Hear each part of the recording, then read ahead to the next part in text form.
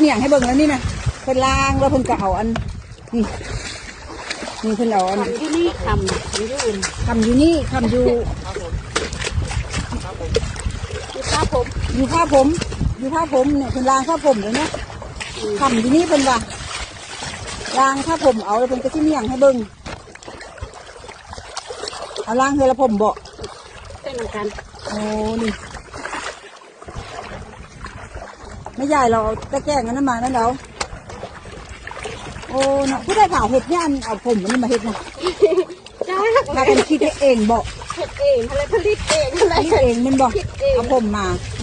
เห็นเขาเจ้าเฮ็ดตะแกรงเด้อ มันบอก แล้วก็เขาก็ผลิตเอาเมาปั้นไว้เฮ็ดได้ครับ นี่เบิ่งพี่น้อง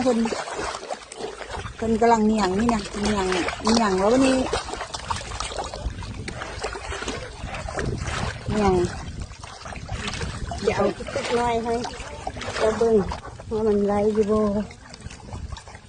เอาคนเล่นอยู่นะเนาะ